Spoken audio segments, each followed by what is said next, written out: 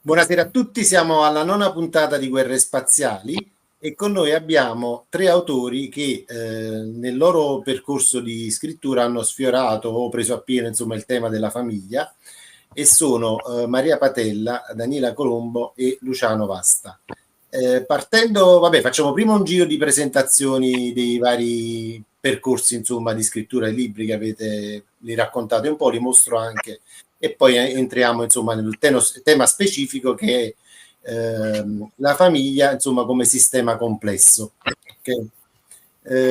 Vai Maria, vai. Eccolo qua. Si intitola Ecco la mia casa. È un titolo particolare perché molte volte quando l'ho scelto non mi sono resa conto di quanto potesse indurre il lettore nell'errore di considerarlo un testo autobiografico. In realtà Ecco la mia casa è la frase che pronuncia la protagonista proprio all'inizio del libro, quando ritorna a casa dopo aver sfiorato la morte per uno shock anafilattico. Dalla vista della sua casa lei inizia un percorso interiore di rinascita e che ha come punto di partenza e meta di arrivo la stessa cosa, cioè il riconoscimento di se stessi come casa, dimora di sentimenti, di spiritualità, di progettualità, di emozioni. La casa è la parte più intima di noi stessi. Il lettore può può immedesimarsi nel racconto della protagonista, che si chiama Madeleine, perché Madeleine parla in prima persona e quindi potrà con lei vivere tutti i momenti attraverso gli incontri, i dialoghi, tutti i momenti più importanti dal momento in cui lei ritorna, come già detto, a casa.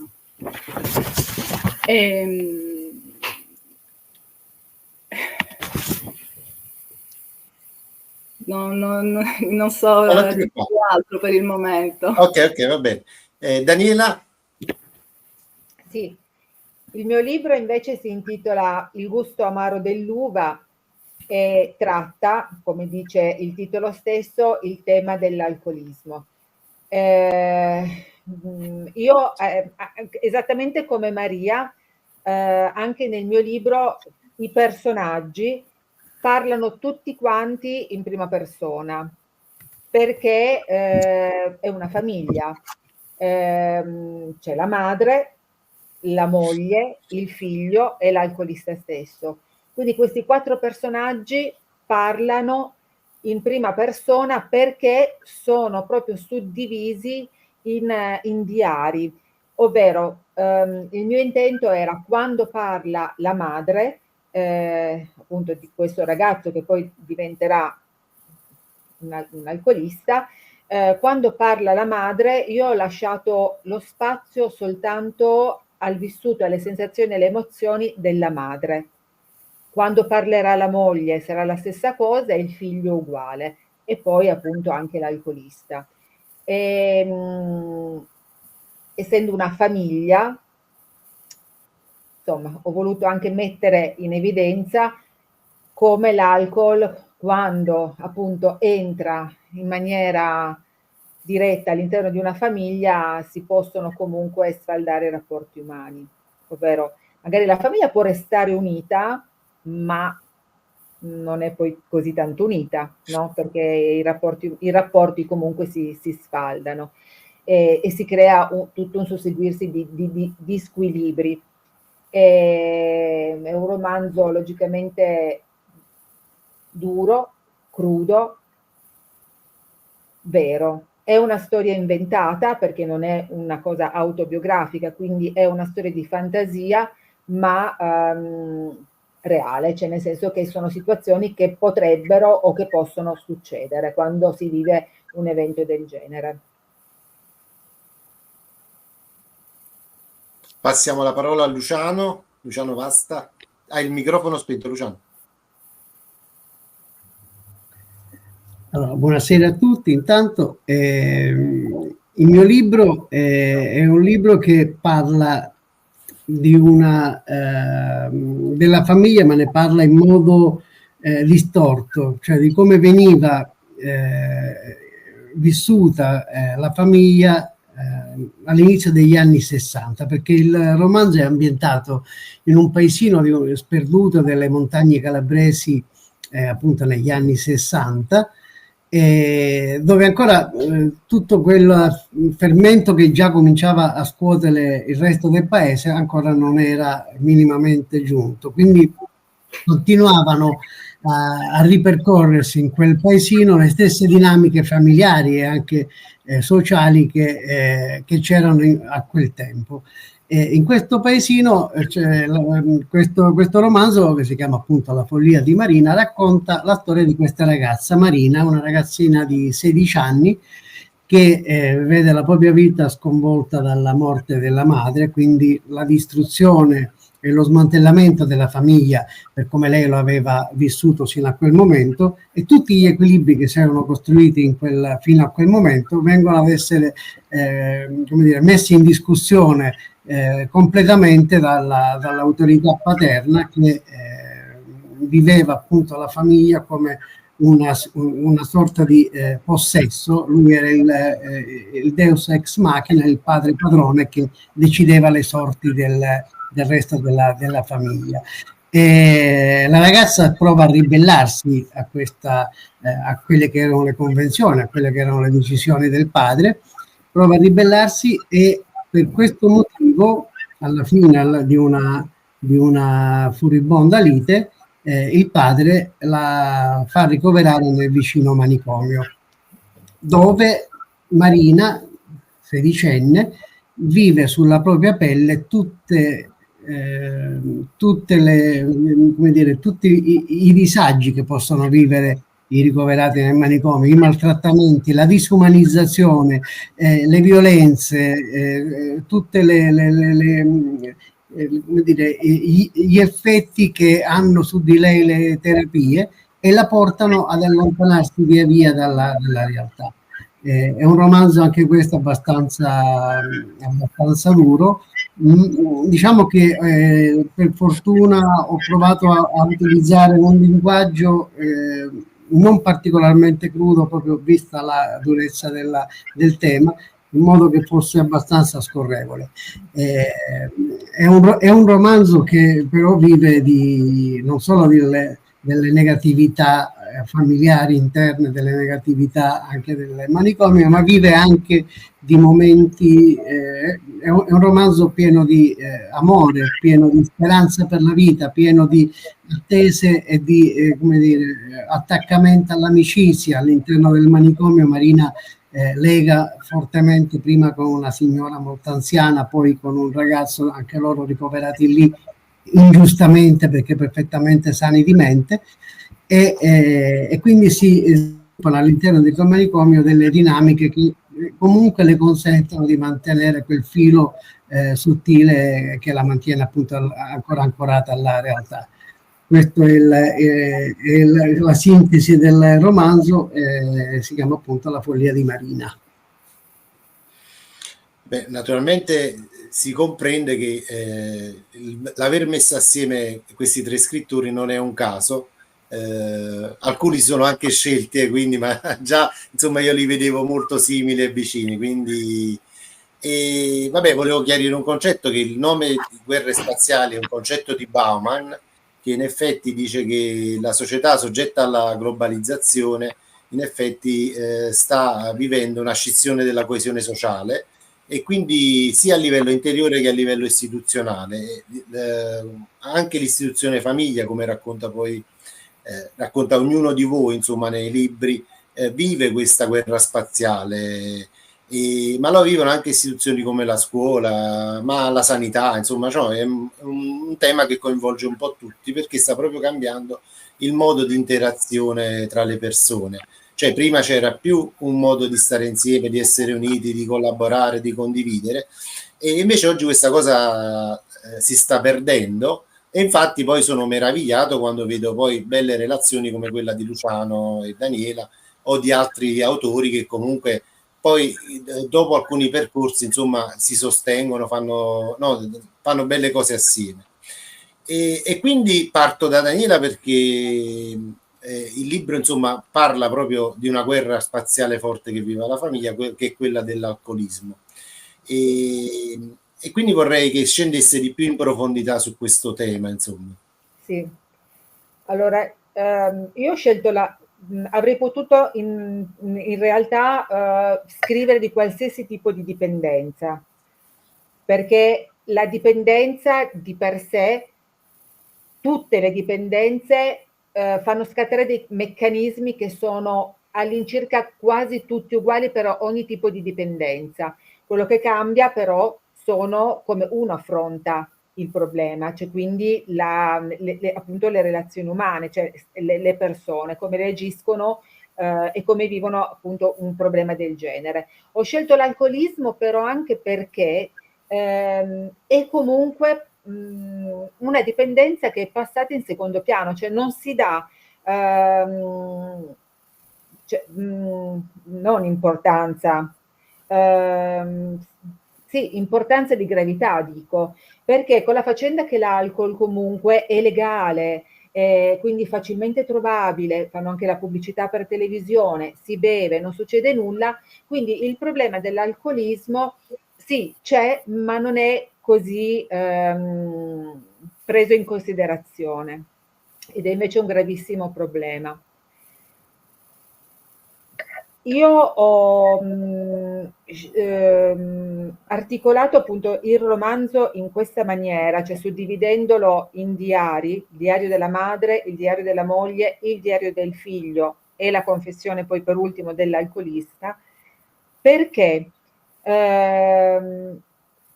vedo che le persone che vivono un dramma del genere sono le persone che stanno in silenzio, tacciono, non parlano. Non parlano per tutta una serie di motivi, per la vergogna, per i sensi di colpa, perché sono sobbarcati dai giudizi, dai pregiudizi della gente e anche perché devono ascoltare i consigli di tutti, perché tutti quanti ne sanno sempre di più di quello che invece vive la situazione.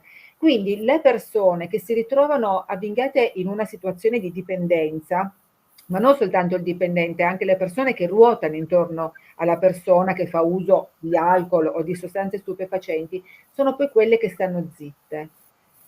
Per cui io le ho prese singolarmente e le ho fatte parlare, ho dato loro modo di poter esprimere tutto quello che sentono come vissuto, come emozioni, comprese le emozioni, i sentimenti negativi, brutti, che una persona direbbe, cioè no, non posso dire questa cosa perché è brutta. Perché non è facile per una madre ammettere di provare vergogna, no? Per il proprio figlio che magari è un alcolista, quando la mamma si rende conto che effettivamente lo è.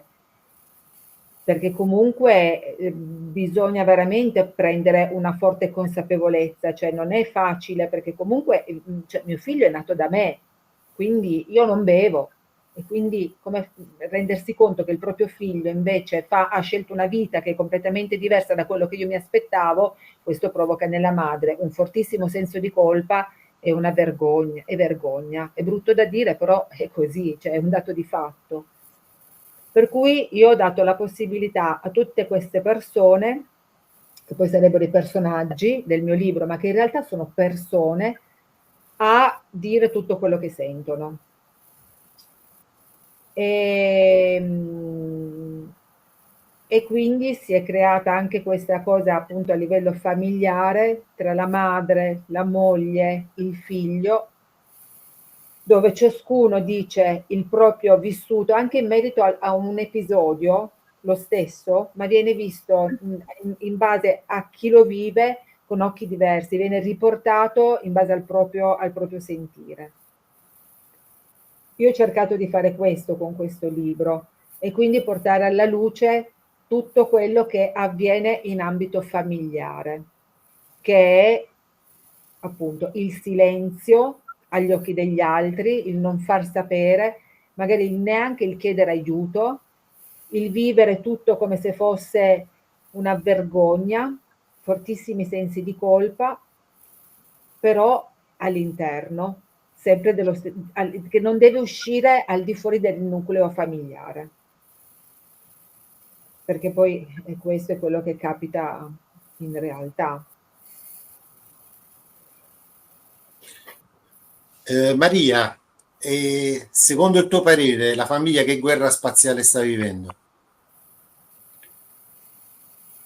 Allora, tu hai fatto riferimento a Bauman ed è proprio questo, questa una delle spiegazioni che io di solito condivido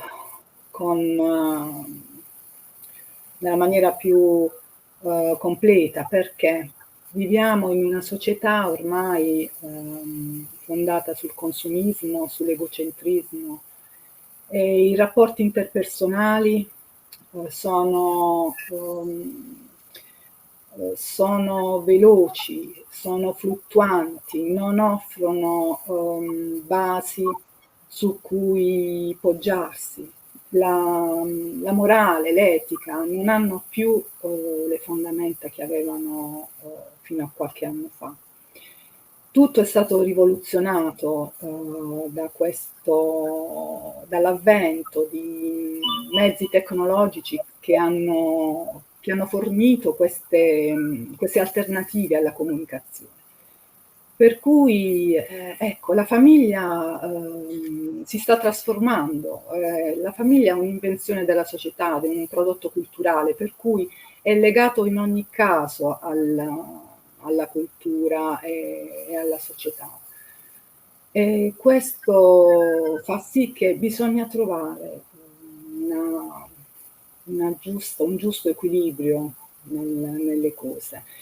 Indietro non si può tornare, bisogna guardare avanti. La famiglia adesso è costituita, non è più la famiglia nucleare tradizionale di una volta, e adesso ci sono tanti tipi di famiglie e ognuno di essi deve essere comunque istituzionalizzato. Ormai sappiamo che i diritti delle nuove famiglie non sono all'ordine del giorno. La politica della famiglia non viene considerata con la giusta importanza, non si considera che la famiglia è il fondamento della società. Nella famiglia si crea l'individuo che agirà poi nel futuro, nella società, con i suoi simili. E se la famiglia non funziona, vacilla perché viene disturbata, abbagliata dalle distorsioni dell'esistenza, è un po' difficile trovare i punti di riferimento per mandare avanti la nostra eredità, i nostri figli. E su questo, secondo me, dobbiamo fare la guerra ai preconcetti, i modelli di criterio di giudizio che questa società ci impone. Fare noi stessi un discernimento, delle distinzioni da poter tramandare in modo concreto, in modo anche etico ai nostri figli. Cioè noi non dobbiamo dare ai nostri figli soltanto per crescerli degli allarmi, ma dobbiamo dare delle indicazioni di percorso, quindi non indicazioni di allarmi continuo, come può essere lo stato d'ansia che ci procura comunque questa società, ma dare delle indicazioni sul percorso da compiere. E niente, dobbiamo partire da noi stessi e cercare di indirizzare anche le istituzioni su questo verso. Luciana, ti faccio una domanda più difficile. Grazie. Vabbè, tu affronti due guerre spaziali diverse, no? Quelle di inizio Novecento e adesso la vivi, insomma, la guerra spaziale della famiglia. ha ragione Bauman o insomma c'erano guerre spaziali simili anche a inizio Novecento? Ma allora io diciamo che parto da quello che ha detto Maria, con la quale mi trovo chiaramente in sintonia rispetto all'auspicio che la società odierna, come dire, superi questa disumanizzazione, anche questo smembramento dell'idea stessa della famiglia. Però al tempo stesso io credo che non tutte le famiglie del passato siano da prendere ad esempio. Era una famiglia nel passato, in modo anche diffuso un tempo, poi per fortuna via via sempre meno, basata su un principio che era il patriarcato, basata sul fatto che era una famiglia creata e vissuta a misura dell'uomo.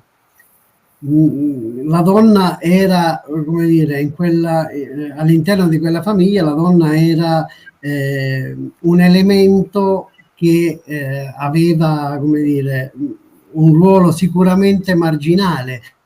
Era una società dove per l'uomo si disegnava un futuro, la donna non aveva diritto a un futuro se non quello di fare la casalinga, di fare la madre, di fare la moglie. Era questa l'idea.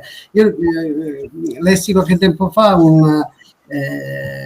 Alba de Céspedes, una scrittrice che è vissuta nel secolo scorso, negli anni 50 ha scritto un libro che si chiamava Dalla parte di lei, che diceva che come può pensare davvero un uomo che l'ideale di amore per una donna poi debba concludersi con il fare la spesa, con l'odore di quello che ha cucinato, con l'educazione delle figlie femmine, perché i maschi crescevano a sé, l'educazione era riservata alle femmine, con il fare i mestieri di casa, perché l'uomo pensa che il ruolo della donna debba essere questo. Quindi è vero quello che dice Maria rispetto al fatto che bisogna comunque avere un modello di famiglia diverso da quello che stiamo purtroppo sviluppando oggi, ma tenendo presente che la famiglia nel passato non era sempre comunque un riferimento come dire, da prendere ad esempio per lo sviluppo della nostra società. Era una famiglia, ripeto, nel quale la donna, io per esempio, giusto per fare un esempio, all'interno del mio romanzo, che è diviso in due parti piuttosto ben delineate. La prima parte si svolge all'interno del paese, nell'arco di 7 mesi questa ragazza di 16 anni vive il dramma della morte della madre, vive l'illusione dell'amore, vive i germi della ribellione, e poi la seconda parte del romanzo sono i successivi 16 anni nei quali questa ragazza poi diventa donna e viene rinchiusa all'interno del manicomio fino all'approvazione della legge Basaglia. E in questo romanzo ci sono tanti personaggi, tutti hanno un nome, tutti ad eccezione di uno, e non è una dimenticanza, ma è una scelta, che è la madre di Marina, che è presente per tutto il romanzo, ma che non ha un nome. È stata una scelta voluta la mia, perché attraverso il ruolo che svolge questa donna, che poi con dei flashback rientra come dire, all'interno del romanzo, viene richiamata spesso, il ruolo di questa donna, cioè il nome di questa donna non esiste, perché questa donna rappresenta, come dicevo, tutte le donne dell'epoca che non avevano diritto a una propria funzione sociale, ma erano classificate in base a ciò che facevano. Quindi erano la moglie di, erano la madre di, erano la massaia, era la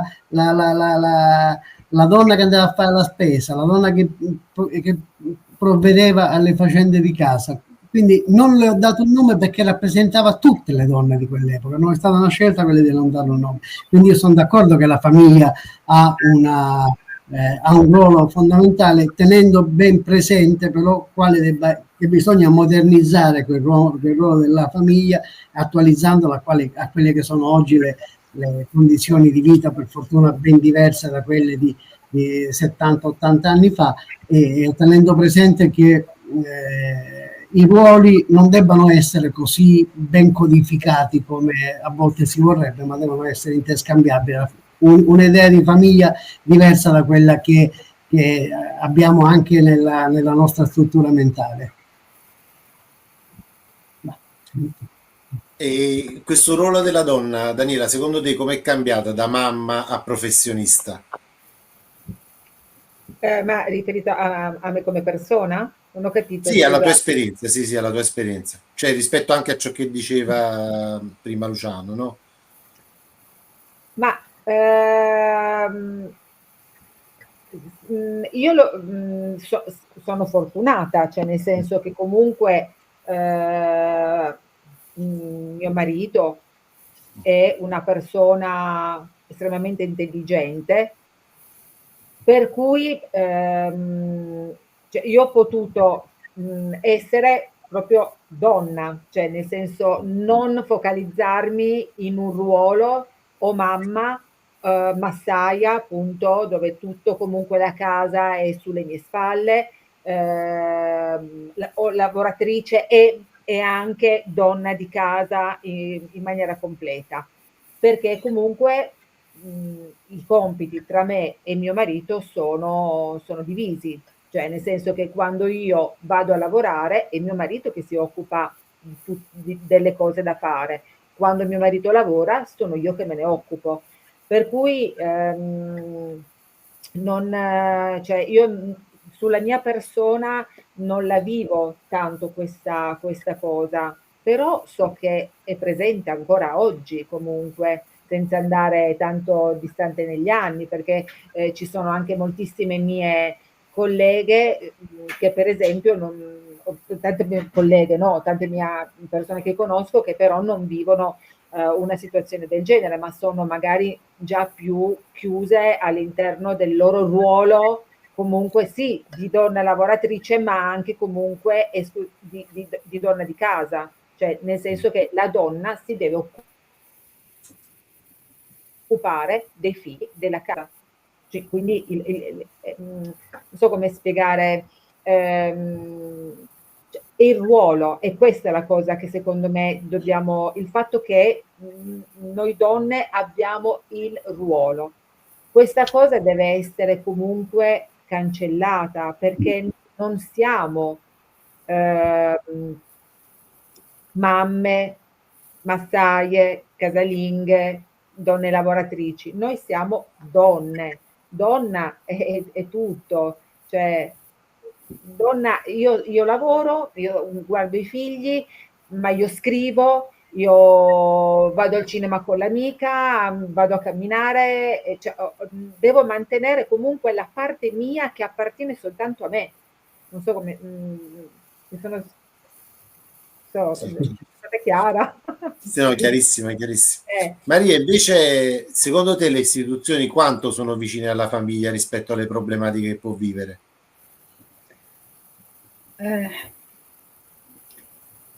Rispetto alle problematiche che può vivere, come ho già detto, potrebbe fare molto di più. Molto, molto di più. Ma questo è un discorso forse un po' troppo radicato anche nella stessa cultura di cui stavamo parlando prima. Potremmo equiparare la situazione della donna alla situazione della famiglia, cioè che cos'è la famiglia per le istituzioni? Cioè si parte proprio dall'inizio, cos'è la famiglia, cosa rappresenta? Un bacino di voti, un'utenza, dei servizi, che cosa rappresenta la famiglia? Che non gli diamo ecco, un valore, penso che si continuerà a fare quello che si fa senza fornire i giusti mezzi affinché la famiglia ecco, raggiunga non, la perfezione del suo tempo storico. Non so se mi sono espressa bene. rispetto a quello che diceva Luciano Vasta in precedenza, è vero, e l'ho detto anch'io, non si può più tornare indietro, perché sono stati fatti dei passi avanti dal punto di vista culturale, dal punto di vista dei rapporti sociali che non sono più quelli di una volta. Il valore della donna, il femminismo comunque ha comportato l'evidenza di alcune problematiche nella famiglia che tuttora sono problematiche a livello istituzionale. Si parla di famiglia, i bisogni della famiglia, dove c'è la disabilità, dove ci sono violenze, dove ci sono problemi di salute. Questo è tutto a carico della società, delle istituzioni. Niente, bisogna soltanto trovare persone illuminate. Si può andare, certo, delle decisioni che vengono prese non possono andare bene per tutti, però bisogna comunque andare avanti in questo senso, cioè dare alla famiglia la possibilità di evolversi nel modo in cui i tempi lo richiedono. Si può fare. Maria, invece il villaggio che ruolo ha in questa mancanza delle istituzioni? Non ho sentito. Il villaggio. Il villaggio. Non lo so. Il villaggio è un'isola felice? È il paradiso dei nostri ideali? Non lo so. È un qualcosa di auspicabile e nello stesso tempo di raggiungibile, un'utopia. Io sono favorevole al villaggio, ho sentito che ne hai parlato in altre interviste. L'idea per me era nuova, nel senso che pur avendo vissuto in un contesto limitato e felice come questo, non riuscivo a capire quanto effettivamente potesse essere importante. Quindi secondo me sì, ritornare a questa precedenza, secondo me non è un'idea sbagliata, non è un concetto sbagliato. Tu cosa ne pensi?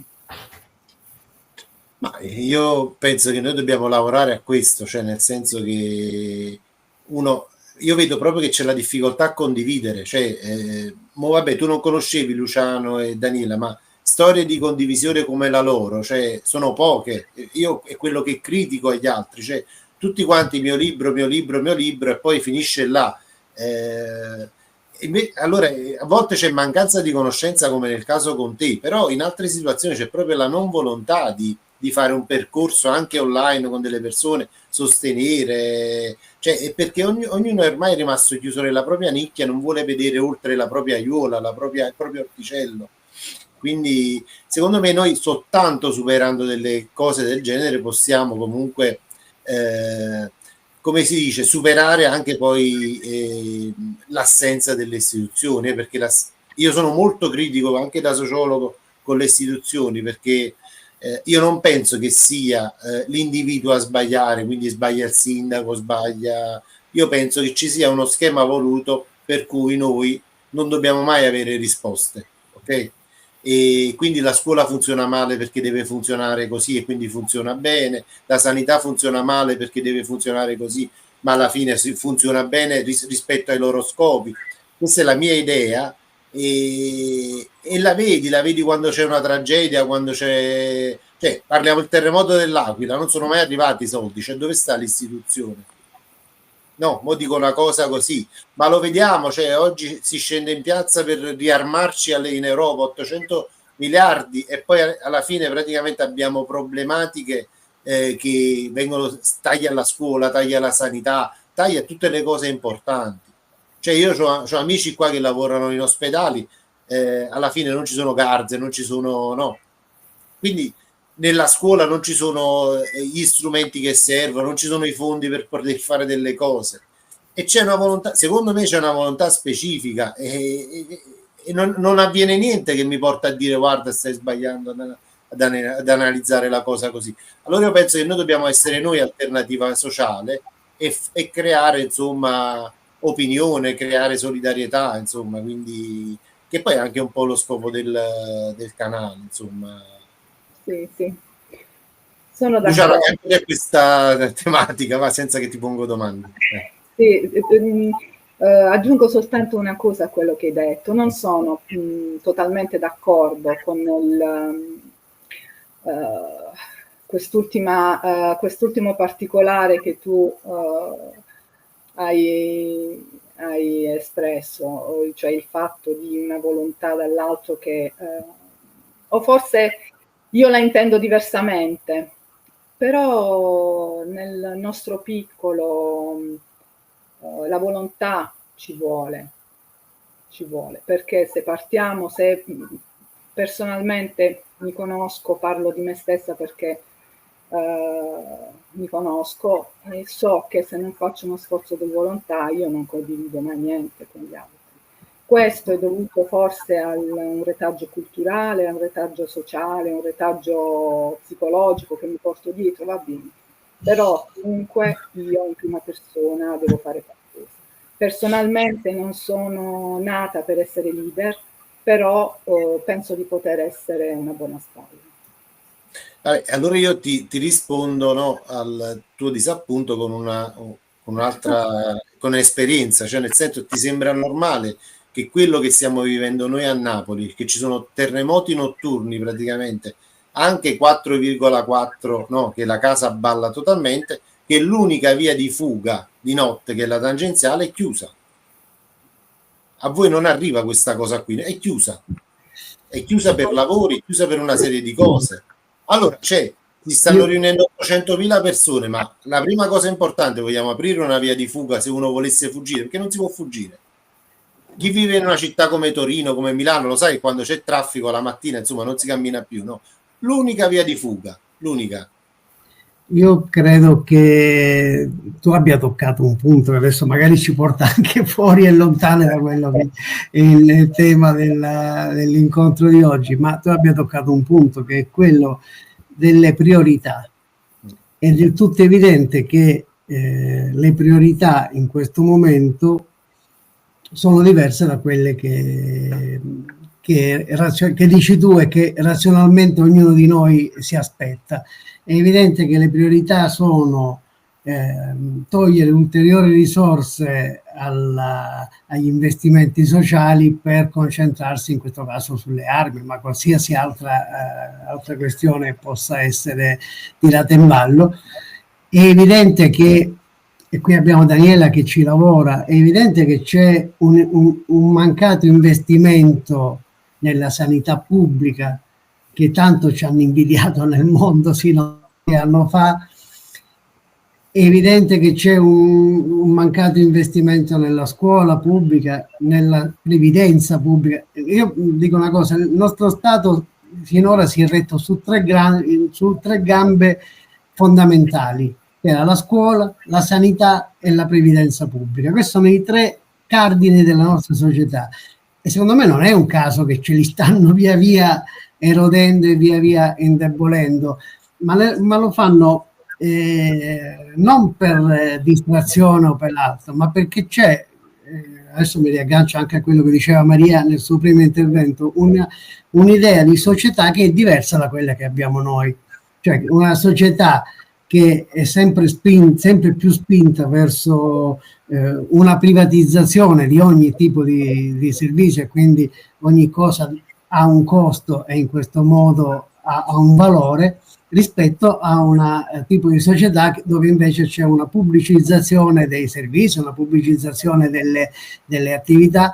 che porterebbe a un investimento che invece non c'è rispetto a queste questioni qua. Quindi quello che dici tu è perfettamente vero, ma non è una distrazione, Giuseppe, purtroppo è una scelta ben determinata che è quella che fa come dire, è figlia adesso davvero ci allontaniamo, è figlia della globalizzazione, di un'idea di società mondiale che è diversa da quella che stiamo auspicando immaginando qui, che abbiamo spiegato prima con la famiglia che è centrale, con il ruolo dei rapporti interpersonali che vengono a mancare. È un tipo di società che è diversa da quella che stiamo immaginando e che però si basa quasi esclusivamente sull'idea di come dire, investire in cose, in situazioni che possano generare profitto e non generare servizi. E questo è il ragionamento che è alla base di tutto il discorso che stiamo facendo.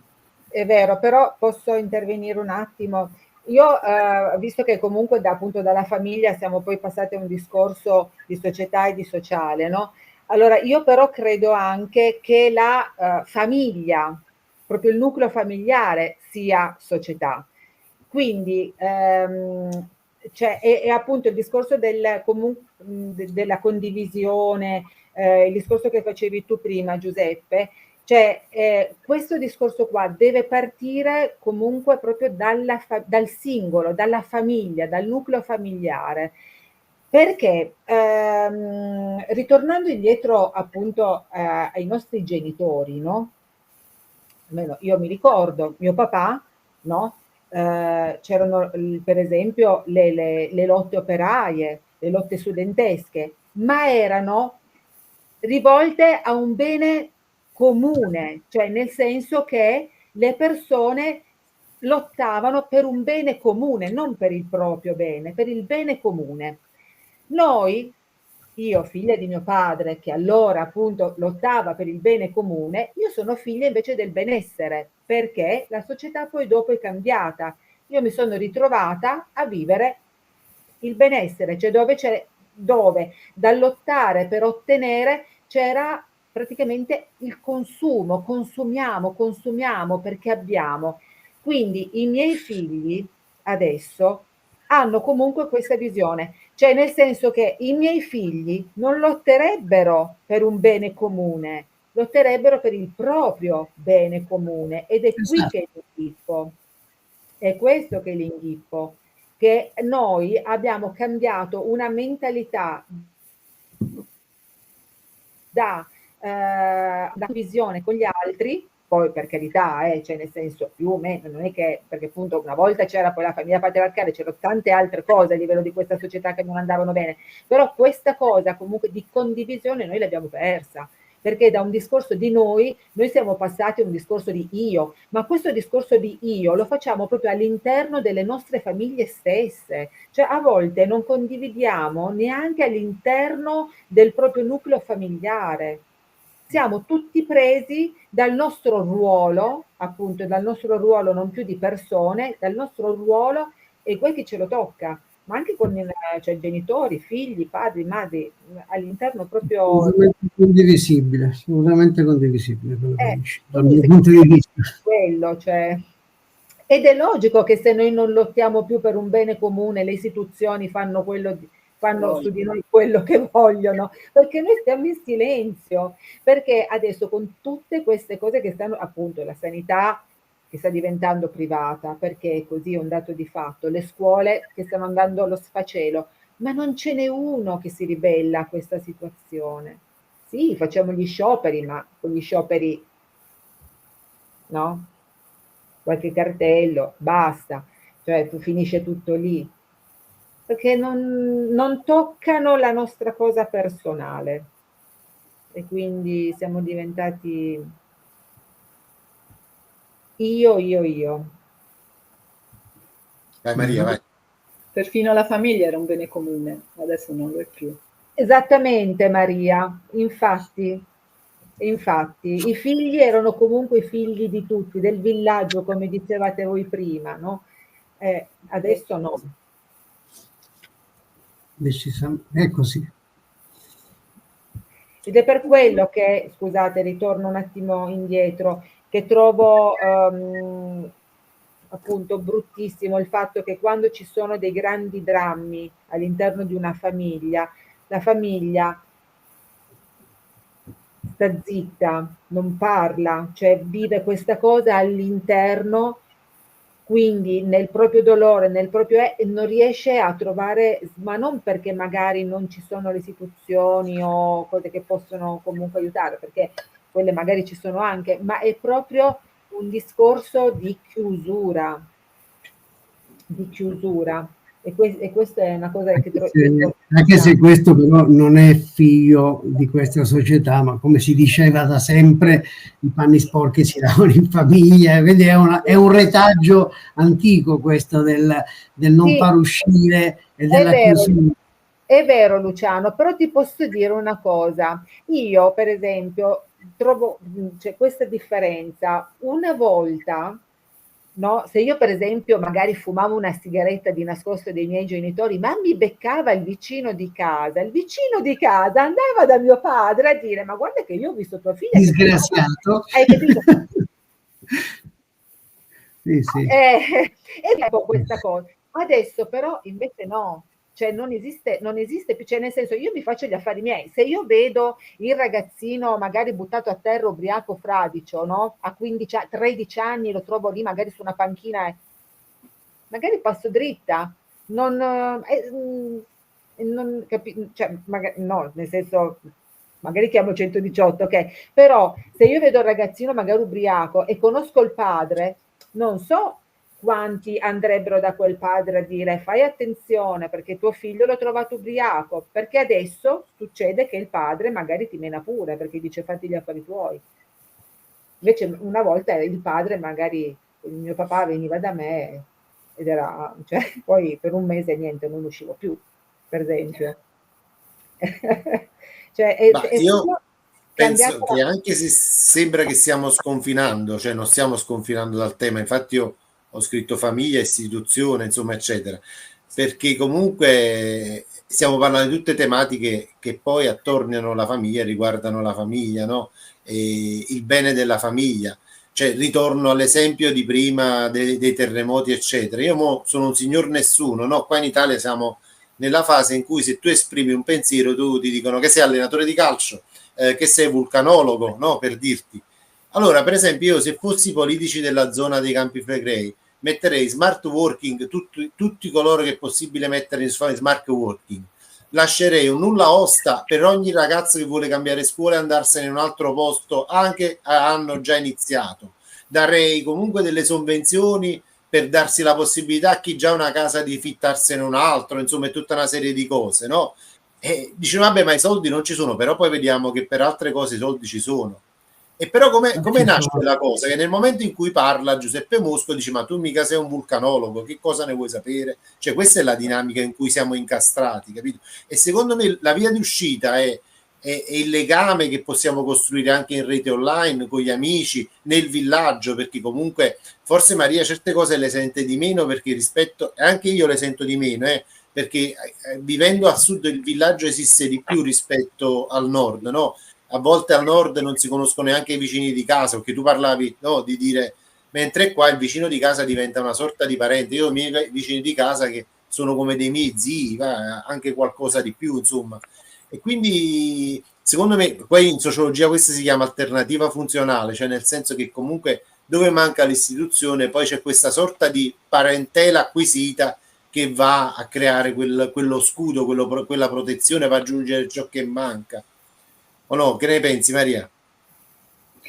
Sì, stavo giusto pensando che questa funzionalità che hai detto tu era presente in passato, no?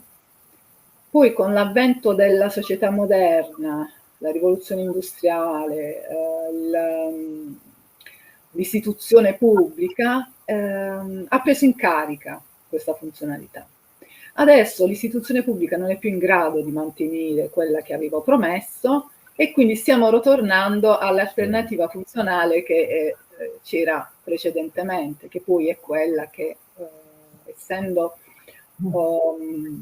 più a diretto contatto con le persone, è quella che funziona di più, praticamente, perché un bisogno viene immediatamente compreso, analizzato e messo a tacere. Cioè, l'aiuto arriva direttamente nella condivisione, cosa che è un po' più difficile per i vari gradi di gerarchia a fare nelle istituzioni.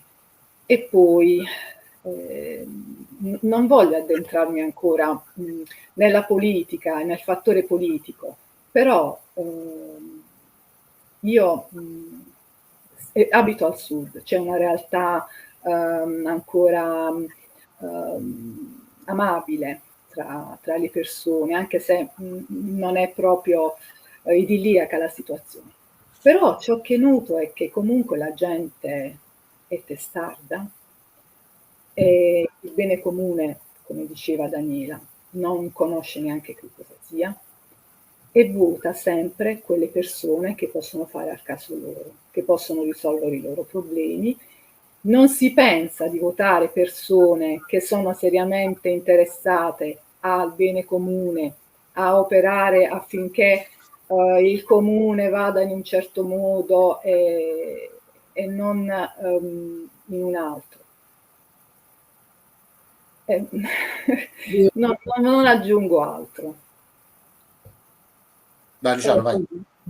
No, va bene, quello che dice Maria è vero, ma non è vero solo io sono una persona del sud, anche se vivo fuori. Quello che dice Maria è vero, ma non è vero solo al sud. Quello della delle mancate scelte anche politiche, anche a livello politico, che possano coinvolgere l'intera società, ma invece, come è stato più volte detto, interessano l'io, è un problema che riguarda anche il nord, cioè non riguarda solo il sud. Magari forse fino a qualche decennio fa poteva anche essere vera questa distinzione, ma negli ultimi decenni c'è stata, ahimè, una sorta di uniformità verso il basso che ha portato ognuno a fare delle scelte politiche, ma non solo politiche, anche di qualsiasi natura, che fossero delle scelte che potessero avvantaggiare il singolo, che potessero, lo diceva Maria, lo diceva, scusa, Daniela prima, no? Oggi non c'è un'idea di una società comune, ma c'è un'idea, anche per una serie di errori nostri, parlo di me, della mia generazione, che quelle lotte magari le ha vissute in prima persona, ha provato a farle, sono stato in piazza, però poi evidentemente non abbiamo saputo costruire, per cui oggi abbiamo creato un tipo di società che da quell'esperienza non ha tratto come come dire, degli elementi che potessero essere validi anche oggi, perché quell'esperienza ha portato al progresso.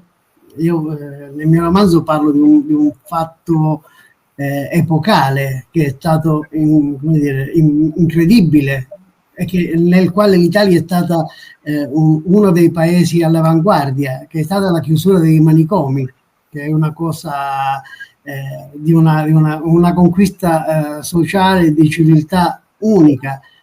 Però, giusto per fare un esempio, quelle conquiste poi non sono rimaste, perché per esempio poi alla chiusura dei manicomi sarebbe dovuta seguire una politica di attenzione verso i malati che erano usciti fuori dai manicomi, mentre invece questo è un onere che è stato, come dire, travasato sulle famiglie, sono state le famiglie a doversi far carico di questo problema. Quindi noi abbiamo creato con le lotte alcuni benefici sociali incredibili, soprattutto negli anni 70, dei benefici sociali incredibili, che però poi abbiamo dilapidato perché non abbiamo saputo creare quelle strutture che fossero idonee a mantenerli, a dargli respiro e a dargli una continuità a quelle conquiste. Per cui poi via via ci siamo chiusi sempre di più in una società che ha pensato al consumo, ha pensato quindi io sono diventato un consumatore, per poter consumare devo pensare a me stesso, a come io posso acquisire i mezzi necessari per consumare. Questo ha portato a diventare singoli e non a diventare collettività. Nel momento in cui abbiamo accettato questo, abbiamo smesso di essere villaggio, abbiamo smesso di essere famiglia, abbiamo smesso di essere una società che pensa a se stessa, intesa come comunità, ma comincio a pensare al singolo, quindi a me stessa, come io posso sfruttare al meglio le opportunità che mi dà questo tipo di società per poter consumare di più, perché questo è lo strumento. Io devo vedere come posso fare delle cose a mio beneficio, perché io, essendo diventato non una persona che fa parte di una comunità, ma essendo diventato un consumatore, io devo attingere quanto più possibile per poter esercitare il mio ruolo di consumatore. E questa purtroppo è la sintesi che penso un po' tutti e quattro abbiamo messo in evidenza stasera. Aggiungo un'altra cosa, se mi permettete. A questo anche la richiesta indotta che viene fatta dalla società all'individuo di fornire un certo tipo di prestazione, una performance. Tu devi rientrare in un certo schema, in un certo perimetro per essere accettato. Essere accettato come persona valida, come una persona che può essere inserita di diritto in una società, nella società attuale. Quindi anche questo, la richiesta di performance che svia gli individui dall'essenziale, dalle cose veramente che hanno uno spessore e una logica etica. Ragazzi, senza che faccio domande, agganciatevi voi alle discussioni, perché vedo che comunque fluisce la comunicazione, quindi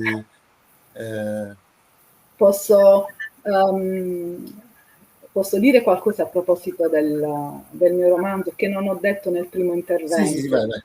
Il legame con la famiglia non l'ho evidenziato come hanno fatto i miei amici colleghi. La famiglia, che cosa nel mio libro, come è collegato il problema famiglia con la protagonista.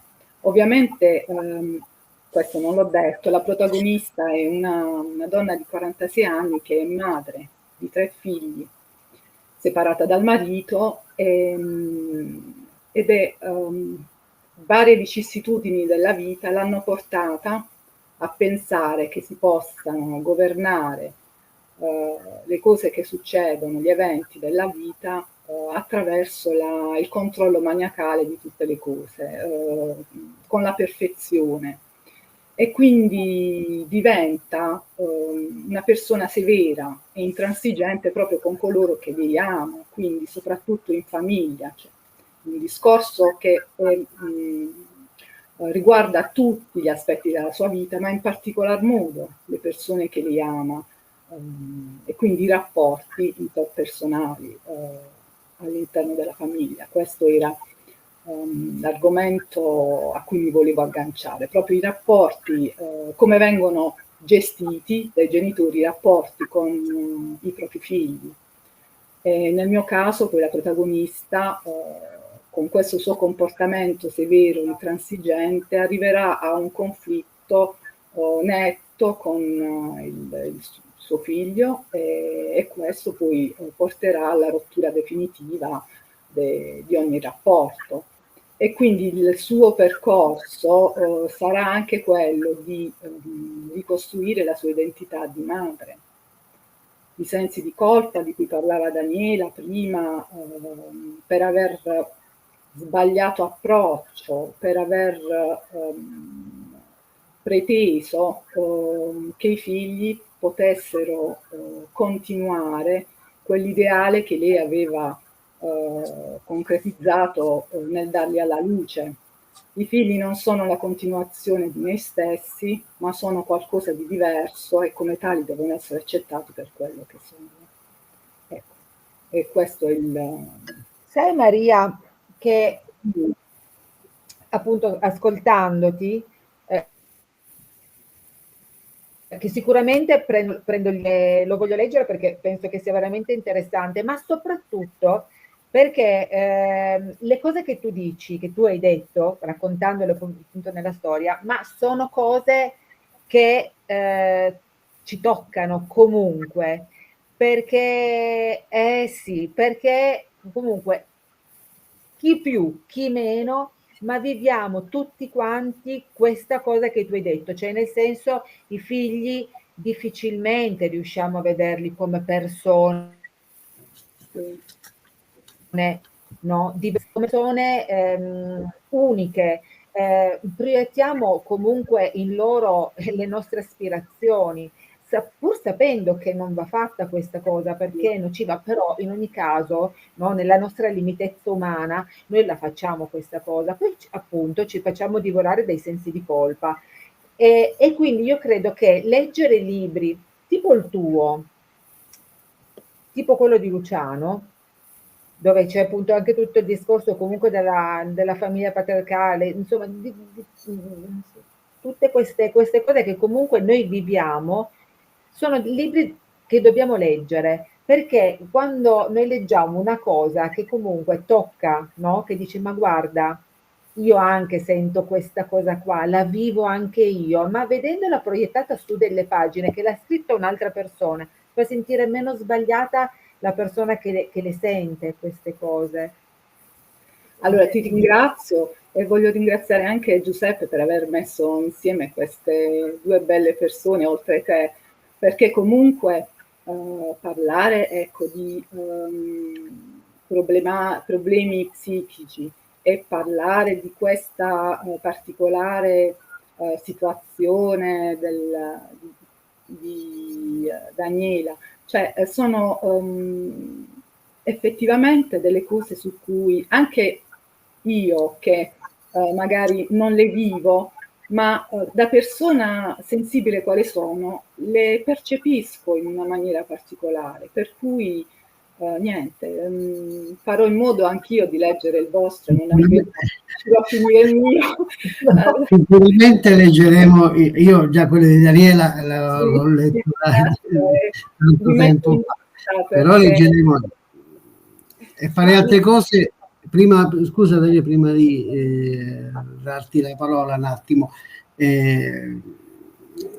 io credo che la cosa che abbiate detto voi due sui figli, sul rapporto con i figli, io da padre, è una cosa, forse per le madri è ancora più totalizzante questo tipo di rapporti e di sentimento. Io penso che Freud diceva che i figli devono uccidere i padri, devono uccidere i padri perché devono vivere la loro vita e non la vita che io, che voi abbiamo immaginato per loro, e riversiamo su di loro le nostre aspettative, le nostre speranze. E loro sono delle persone, hanno la loro vita e devono vivere la loro vita. Per farlo però devono uccidere il legame quel legame che c'è con i genitori rispetto a questa morbosità di voler trasmettere le nostre cose. Io credo che detto questo, anche io leggerò ovviamente il libro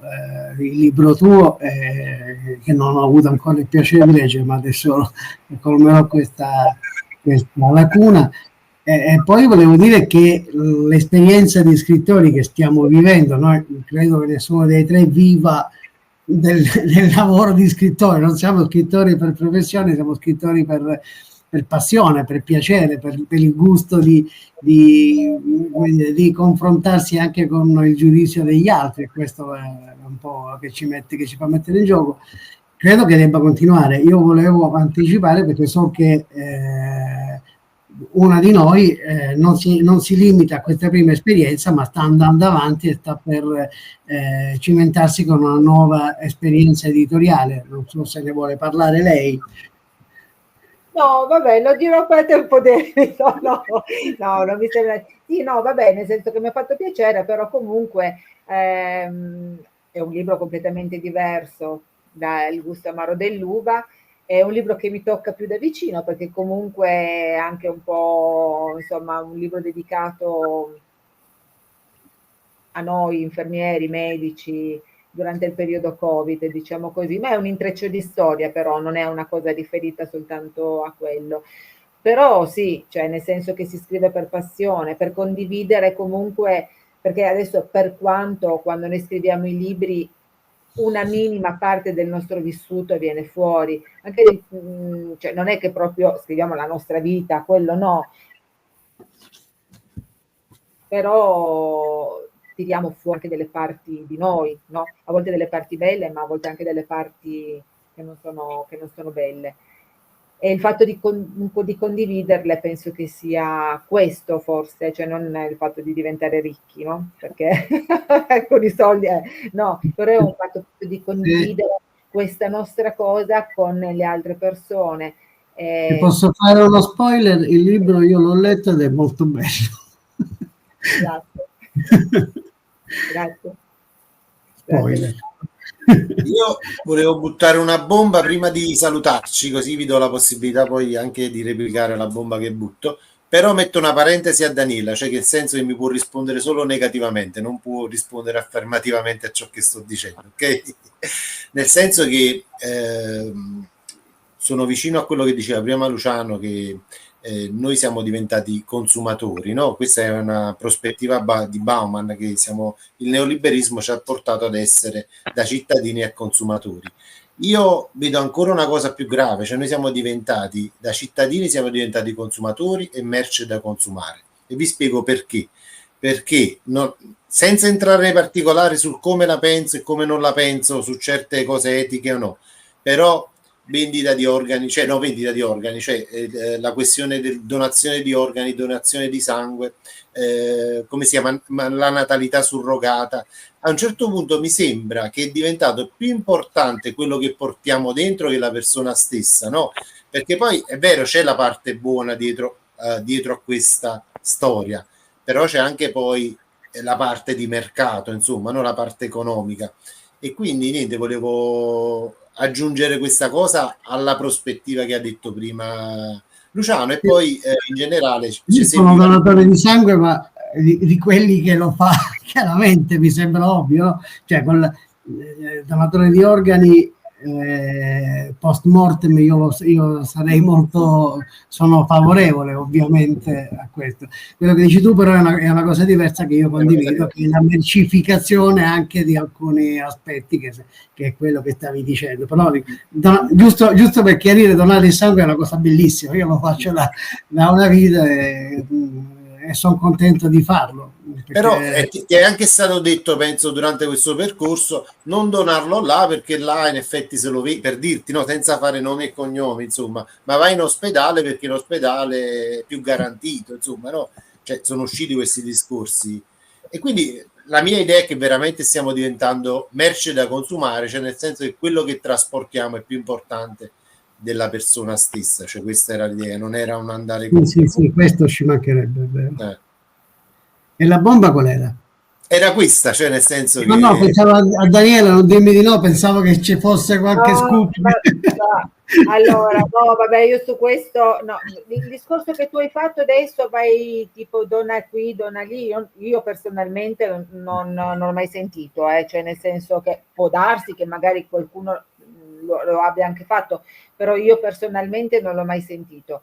Per quanto riguarda la donazione, io sono favorevole al 100%, anche perché donare sangue è una cosa bellissima, perché io che ci lavoro veramente con il sangue noi salviamo tantissime vite, quindi grazie ai donatori, ma anche donare gli organi, perché tanto una volta che io sono morta, quell'organo lì a me non serve più, ma può dare la vita a un'altra persona.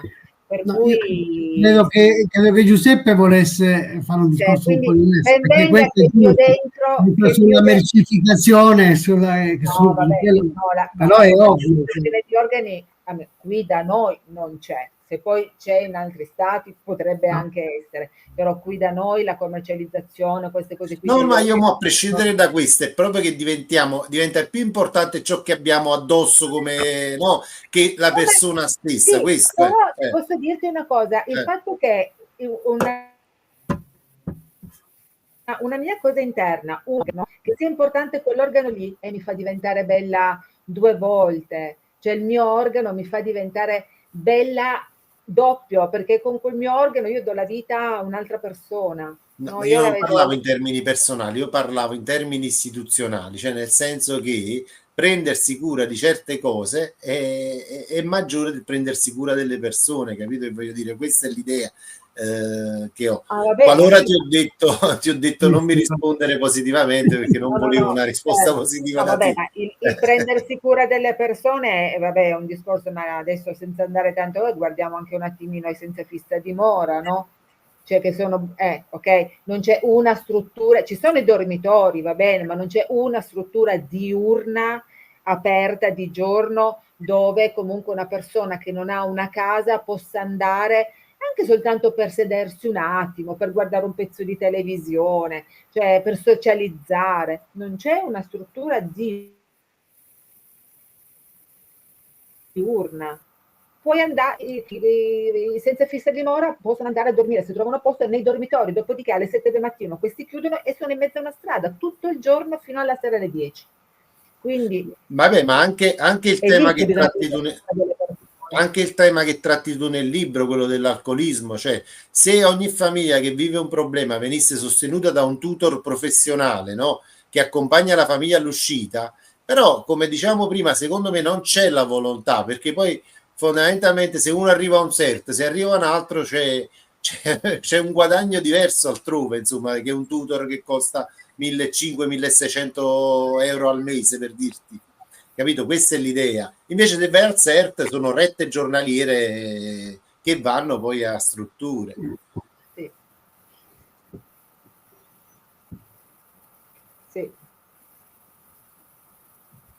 Sì.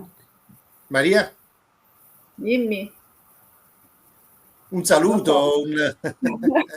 Sì, allora, un saluto a tutti coloro i quali sono arrivati fino alla fine del video, vi ringrazio.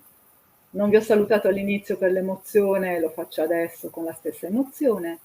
Grazie a Giuseppe, a Luciano e a Daniela per essere stati con me. Alla prossima volta. Luciano, vai.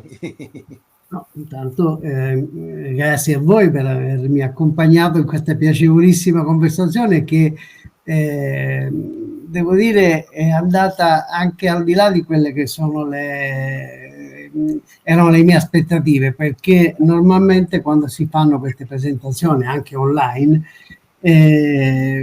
anche lì esce fuori l'io, quindi c'è l'idea di raccontare il proprio romanzo, di raccontare il pezzo di te. In questa discussione invece è uscito fuori il noi e questo mi è piaciuto moltissimo e di questo ringrazio Giuseppe in primis che ci ha messi in contatto, ma poi ringrazio anche Maria e Daniela che sono stati splendide compagne in questa discussione. Davvero sono contento di avervi conosciuto. Daniela già, bene, ci conosciamo, ho conosciuto anche Maria della quale adesso mi procurerò il libro, per cui spero di non deludervi. Non di leggerlo, ma ci mancherebbe altro. E niente, ringrazio tutti voi per questa piacevole chiacchierata che abbiamo fatto. Daniela? Anche io vi saluto adesso perché come Maria, preso dall'agitazione, non l'ho fatto all'inizio. Sono contentissima di aver conosciuto Maria.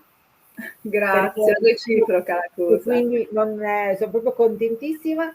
Grazie per questa opportunità, grazie Giuseppe perché davvero stai facendo sul serio un grande lavoro. Un grande lavoro, è un ottimo servizio, cioè un servizio proprio dedicato alle persone, non agli scrittori, alle persone. Quindi è proprio bello, sì, grazie. E Luciano, grazie anche a te. Ci si ribecca prima o poi. Spesso. Ti farò poi la recensione.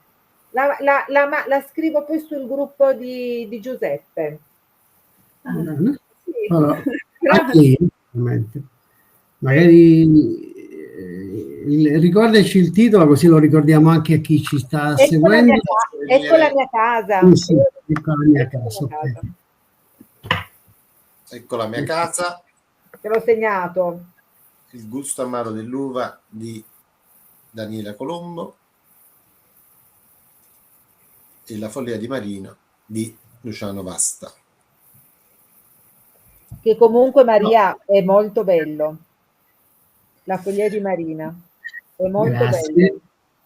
Non ho dubbi. No, Il mio problema è solo il tempo, cioè, è soltanto quello, altrimenti leggerei tutto. No, io quando ho messo assieme questa squadra di ospiti sapevo che comunque avremmo toccato livelli belli, però penso che siamo andati oltre le mie aspettative, insomma, cioè veramente mi è piaciuto tantissimo quello che è emerso.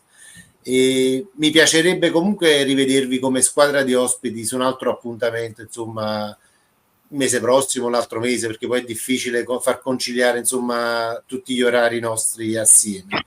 Magari su un tema scelto da voi, eccetera. Però ringrazio, insomma, tutti voi per le belle parole sul canale, ma lo scopo vuole essere proprio questo, cioè dare la possibilità a chi ci ascolta di confrontarsi su temi e su prospettive, insomma, di persone che vivono, perché ormai la politica è raccontata da persone che non stanno neanche più per strada e quindi non sanno manco, cioè la scuola per esempio è organizzata da uno che forse non ha fatto un giorno a scuola, per dirti, no? E quindi mi piacerebbe rivedervi, insomma, in un'altra puntata. Lascio a Daniela il compito di organizzare la cosa futura. Va bene. Grazie a chi ci ha ascoltato e vabbè, rimanete in studio, poi ci salutiamo in retroscena. Grazie, ciao a tutti. Ciao.